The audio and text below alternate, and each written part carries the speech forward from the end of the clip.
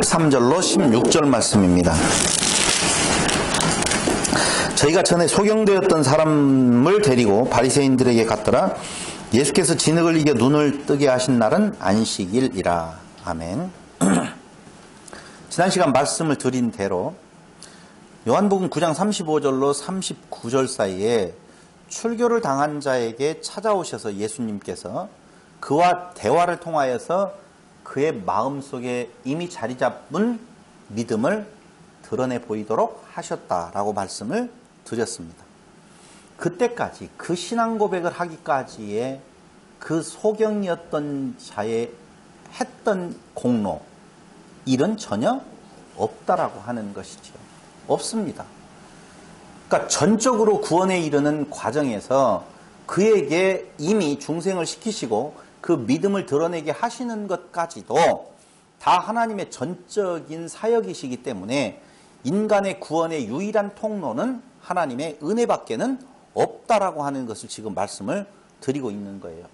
그런데 이 선포가 못마땅한 사람들이 있다는 거예요. 하나님의 전적인 은혜로 말미암아 구원이 이루어진다라고 하는 그 진리가 못마땅한 사람들은 어떤 사람들인 건가? 다른 거 아니죠. 자기의가 있다라고 생각하는 자들입니다. 있는 게 아니에요. 있는 게 아니에요. 본래 소경이에요. 그 없는데도 있는 걸로 착각하고 있다 그 말입니다. 그 있다는 것을 무엇을 근거로 자기 있음을 드러내는 건가? 율법이에요. 그 율법 중에 오늘 예수님을 거부할 수 있는 율법의 조항이 바로 안식일이었다라고 하는 것입니다.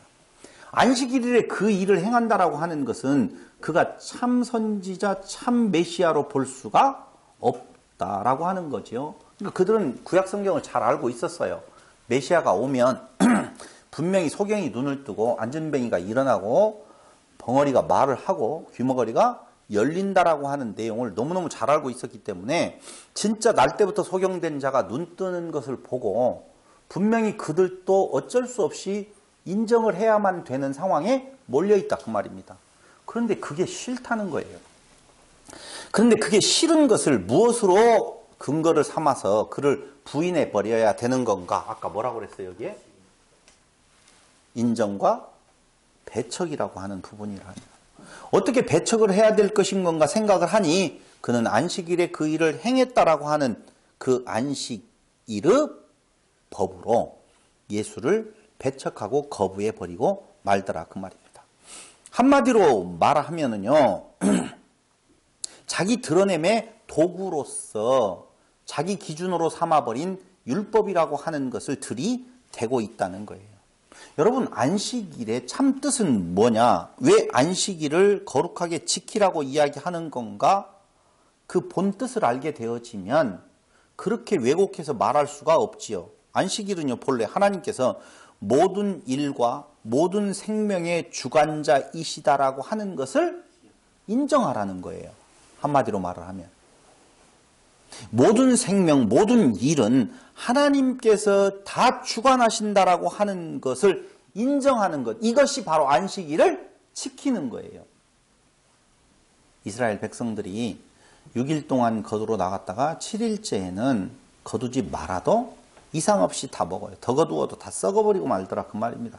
그 말은 그 모든 일과 그 생명의 주관자가 하나님 여호와이시다라고 하는 것을 고백하고 인정하라고 하는 것인데 그게 참 뜻인데 오늘날에 놓고 본다라고 보면 안식일이 따로 있어요? 아니에요. 모든 날이 다 하나님이 주인 되시는 날임을 인정하고 사는 것이 굳이 우리가 안식일을 지킨다고 말할 때에 안식일을 지키는 바른 의미가 되어질 거라 그 말입니다. 그런데 요한복음 9장 18절로 22절에 보니까 거기 18절로 22절에 보니까 유대인들이 저가 소경으로 있다가 보게 된 것을 믿지 아니하고 그 부모를 불러 묻되 이는 너희 말에 소경으로 났다 하는 너희 아들이냐? 그러면 지금은 어떻게 되어 보느냐? 부모를 향하여서 시비를 걸어봅니다. 그 부모가 대답하여 가로되 이가 우리 아들인 것과 소경으로 난 것을 아나이다 이야기해요.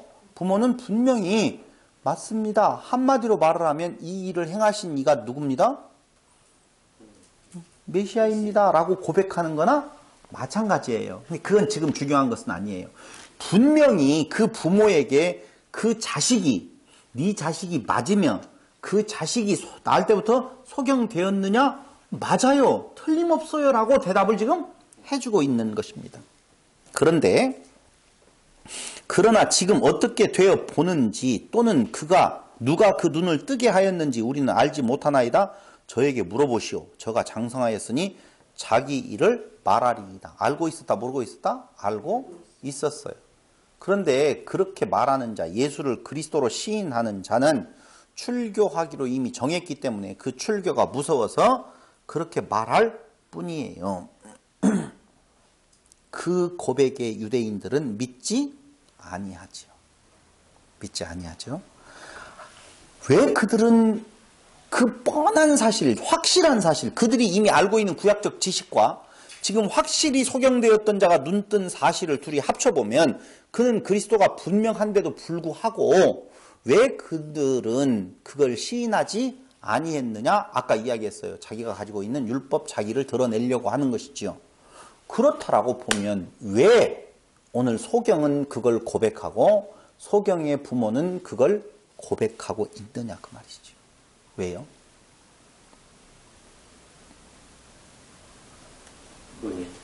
그렇죠. 그 말을 하려고 그래요. 그 말을. 자기 없음을 고백하는 자가 그렇다. 아니요. 자기 없음을 고백하게 하는 분이 바로 하나님이 그 일을 그렇게 하신다는 거예요. 한마디로 말을 하면 하나님께서 믿음을 주지 아니하시면 거부할 수밖에 없다는 거예요. 그 말을 지금 중요하게 하려고 하는 거라니까요. 믿음은 한마디로 말하면 하나님께서 주신 은혜요. 하나님의 선물이라 그 말입니다.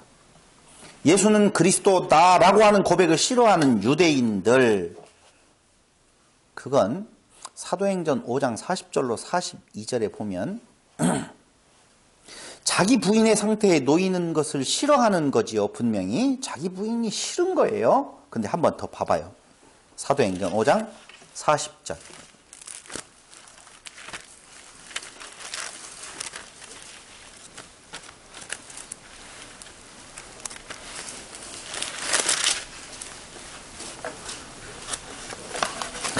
(40절로) 42절에 보면 다 같이 시작. 저희가 옳게 여겨 사도들을 불러들여 채찍질하며 예수의 이름으로 말하는 것을 금하고 놓으니 사도들은 그 이름을 위하여 능력받는 일에 합당한 자로 여기심을 기뻐하면서 공회 앞을 떠나니라. 저희가 날마다 성전에 있든지 집에 있든지 예수는 그리스도라 가르치기와 전도하기를 쉬지 아니하리라. 죽음이 앞에 있어요. 그렇죠? 죽음이 앞에 있어요. 예수는 그리스도다라고 하는 고백은 바로 그들 앞에 죽음이 놓일 수도 있다는 말이거든요. 있다는 말이에요. 그런데 어떻게 그런 고백을 할 수 있는 건가? 예수만이 구원자라고, 예수가 그리스도다라고 어떻게 고백할 수 있는 건가? 바울은 바울의 앞에 있어졌던 일들을 우리가 추적해 가보면요. 전부 다 이거예요. 예수가 그리스도다라고 해서 죽음 앞에 놓여 있었을 때가 굉장히 많이 있거든요. 그런데도 불구하고 그는 멈추지 아니하고 죽음의 위협 속에서도 사실은 죽음으로 가지요. 왜 그러는 건가? 이 고백은 하나님께서 주시지 아니하시면 불가능하다라고 하는 거예요. 하나님의 은혜만이 우리 구원의 유일한 길이라고 하는 것을 단적으로 보여주는 거라니까요. 18장 5절로 6절 사도행전입니다. 18장 5절로 6절 실라와 디모데가 마게도냐로스 내려오매 바울이 하나님의 말씀에 붙잡혀 유대인들에게 예수는 그리스도라 밝히 증거하니. 전도는 이것밖에 없어요. 이것밖에 없어요. 그리고 밝히 증거하니 저희가 대적하여 회방하거늘 바울이 옷을 떨어가로되 너희 피가 너희 머리로 돌아갈 것이요 나는 깨끗하니라. 이후에는 이방인에게로 가리라. 그렇게 말을 하지요. 9절로 10절을 또 한번 볼래요? 18장 9절로 10절. 밤에 주께서 환상 가운데 바울에게 말씀하시되 두려워하지 말며 잠잠하지 말고 말하라. 하나님 너무하셔. 아니 지금 죽음이 앞에 있어가지고 이게 사느냐 죽느냐의 문제 앞에 놓여있는 바울에게 뭐라고 이야기했냐? 떨지 마. 잠잠하지도 말고 말해. 내가 너와 함께 있음에 아무 사람도 너를 대적하여 해롭게 할 자가 없을 것이니 이는 이 성 중에 내 백성이 많음이라 하시더라. 잘 아셔야 돼요. 여기 예수님께서 말을 하시는 대적하여 해롭게 할 자가 없을 것이다 라고 하면 그렇게 이야기 선포하면 그 앞에 있는 모든 사람들이 대적하여 그를 해치지 못하고 탄탄대로가 열릴 거라고 보시면 안 돼요. 지금 그 성에 그 메시지를 들어야 될 자들이 있기 때문에 너를 그 메시지가 다 들려질 때까지는 죽이지 아니할 거야. 지금 그 말이에요. 해가 없는 것이 아니라. 바울의 증거는요, 굉장히 정말 단순해요. 다 같이 시작. 예수는 그리스도라. 우리는 전도라고 하는 것을 생각을 할 때요, 정말 착각하는 경우가 많이 있습니다. 전도는 한마디로 말하면 뭐라고 그랬어요, 그때? 기억하시나요? 전도는 인도하고 다르다고 그랬죠? 전도는 뭐예요? 선포예요, 선포. 전도는요, 뭐가 아니냐? 아니에요. 우리가 전도를 할 때 굉장히 착각하는 것이 뭐냐면요, 전도를 설득으로 생각하는 경우가 굉장히 많이 있다니까요.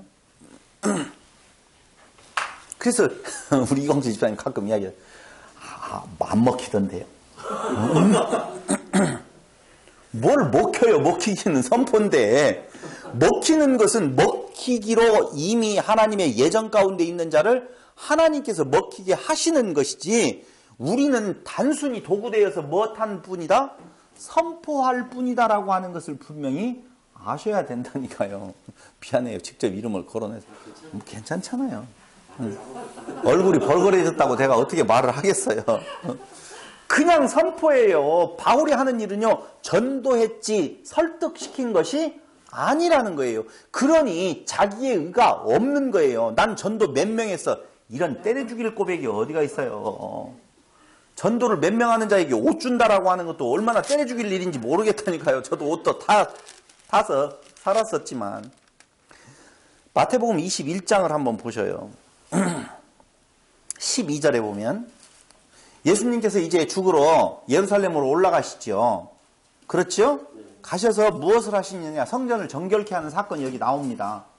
마태복음 21장 12절에 보면 예수께서 성전에 들어가사 성전 안에서 매매하는 모든 자를 내어 쫓으시며 돈 바꾸는 자들의 상과 비둘기 파는 자들의 의자를 둘러 엎으시고 저희에게 이르시되 기록된 바 내 집은 기도하는 집이라 일컬음을 받으리라 하였거늘 너희는 강도의 구려를 만드는도다 하시니라. 혹시 여기에서요,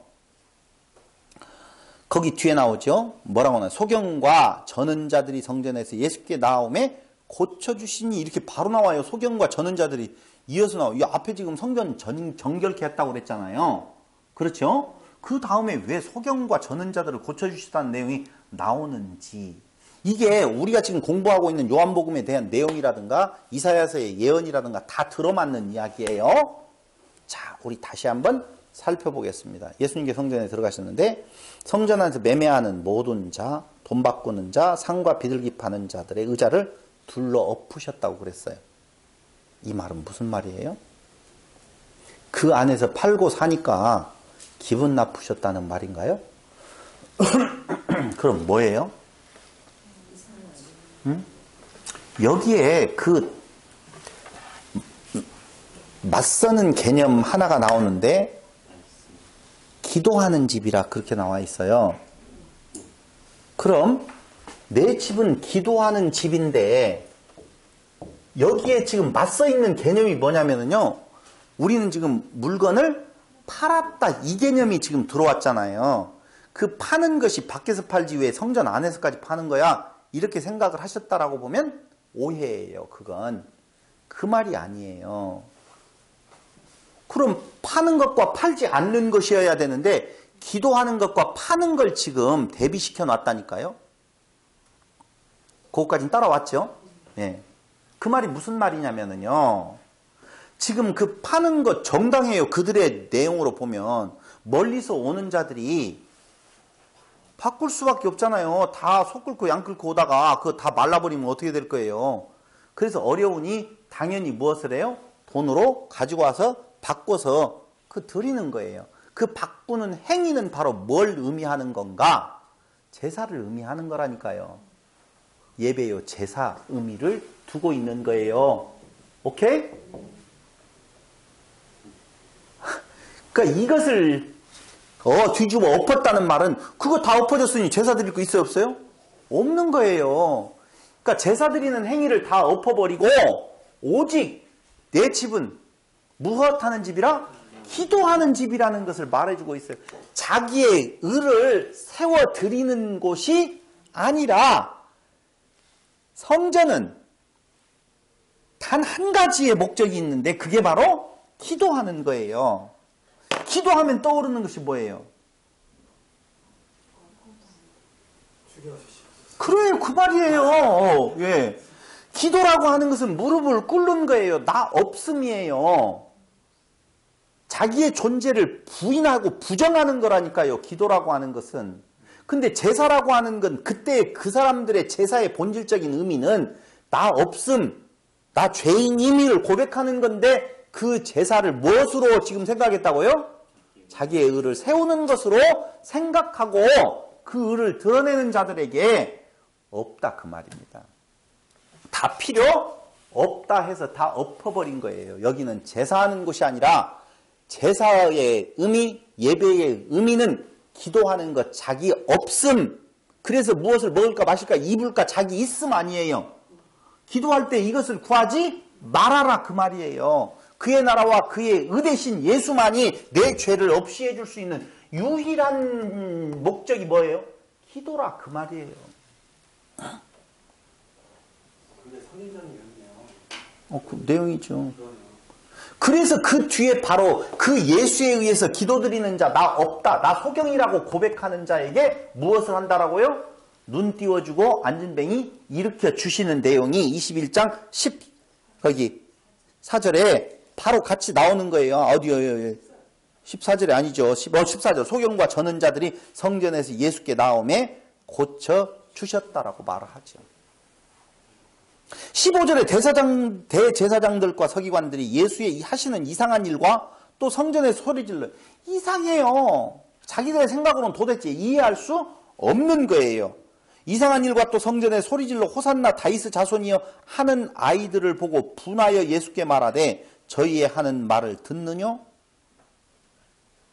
예수께서 가라사대 그렇다. 어린아기와 젖먹이들의 입에서 나오는 찬미를 온전케 하셨나이다 함을 너희가 읽어본 일이 없느냐 하시고 그들을 떠나 성 밖으로 베다니에 가서 거기서 유하시니라. 이 말씀은 어디에 나와 있느냐면 시편 8장 2절에 나와 8편 2절에 나와 있죠? 거기 나와 있잖아요. 관주에 보면 8편 2절에 한번 보세요.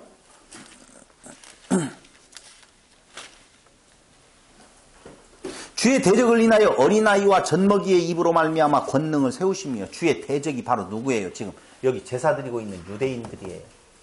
그들을 인하여서 찬양을 받으시는 것이 아니라 어린아이, 그 말은 나 없음이라는 의미로 분명히 아셔야 돼요. 젖먹이의 입으로 말미암아 권능을 세우시며 이는 원수와 보수자로 잠잠케 하려 하심이니이다. 너희들이 나를 찬양해? 웃기지 마라. 너희들은 오히려 나의 대적자야. 그 말이거든요. 대적자로 드러날 것입니까? 아니면 하나님을 찬양한 어린아이, 나 없음을 고백하는 젖먹이의 모습으로 하나님 앞에 설 것인 건가? 오직 나는 주 앞에 기도하는 자로서 설 것인 건가를 다시 한번 생각해 봐야 될 필요성이 있다는 것이죠. 다시 요한복음 9장으로 돌아갑니다.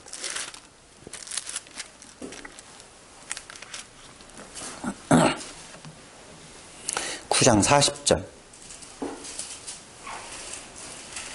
39절 예수께서 가라사대 내가 심판하러 이 세상에 왔으니 보지 못하는 자들은 보게 하고 보는 자들은 소경되게 하려 함이라 라고 말을 해요. 예수님 이 땅에 심판하러 오셨습니다. 심판은 뭐예요? 심판은 뭐죠? 심판이 뭐예요?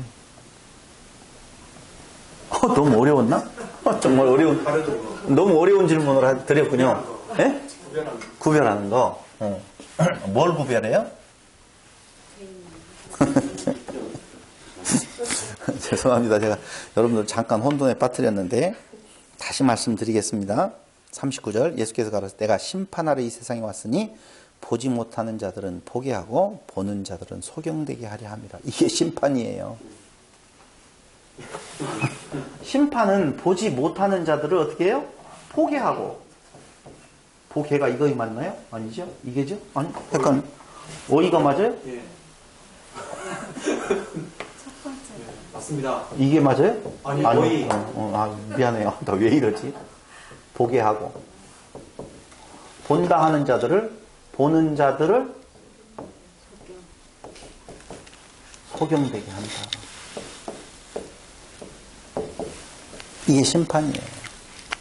여러분, 보는 자 있어요? 없어요? 없어요. 둘 다 보지 못하는 자들인데 보지 못하는 자가 보지 못한다라고 고백하는 자를 보게 한다 그 말입니다.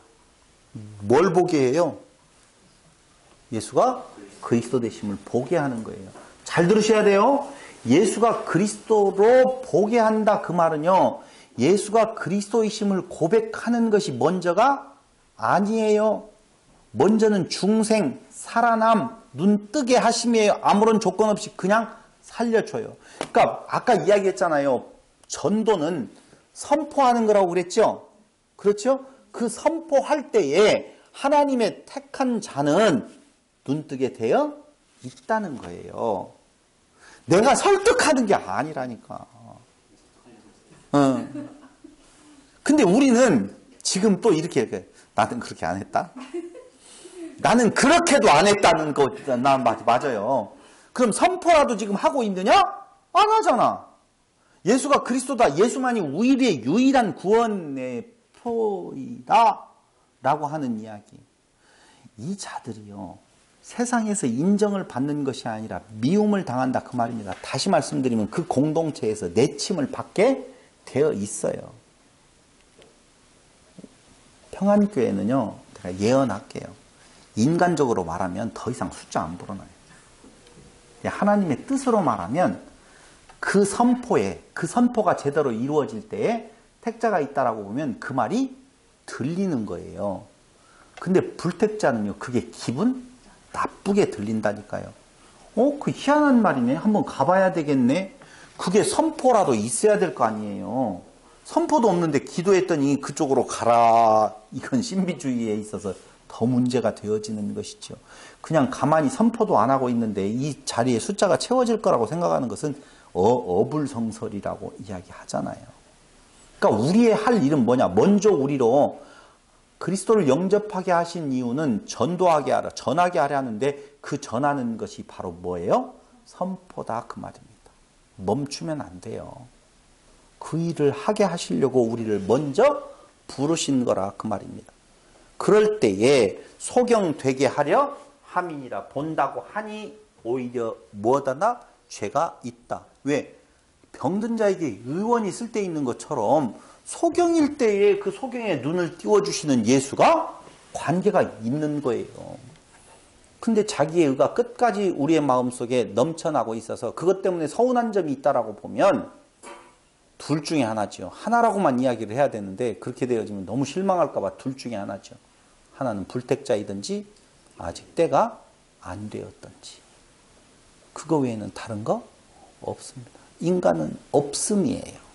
진흙이에요. 침뱉음을 당하지 아니하면 절대 눈뜰 수가 없는 존재라 하는 것입니다. 그러면서 이 바리새인 중에 예수와 함께 있던 자들이 이 말씀을 듣고 가로되 우리도 소경인가? 라고 물어보죠. 예수께서 가라사대 너희가 소경되었다면 죄가 없으려니와 정확한 내용은요. 너희가 소경인 줄 알았다면이겠지요. 원래 소경이에요. 본다고 하니 너희 죄가 그저 있느니라. 맞아요. 봤잖아요. 못 보는 소경인데 본다고 하니 너희 죄가 그저 있느니라. 이 말씀을 하시죠. 예수님은 누구셔요? 빛이셔요. 넌 세상에 빛이라. 그 빛이 비추어질 때 어두움 가운데에 광명이 생겨나게 되어지지요. 맞아요. 예수님께서 우리 안에 들어오셔서 침노하셔서 우리와 하나로 이겨져서 그 이겨진 상태에서 그 흘리신 피로 말미암아 그걸 씻었을 때에 우리의 눈은 보게 되어지는데 그 보게 되어질 때의 그 상태에도 점진적으로 어떻게 발전을 해서 누군 줄 모릅니다. 그 말은 내 공로 아닙니다. 내가 누구인 줄 알고 고백한 그 자체도 없다는 거예요.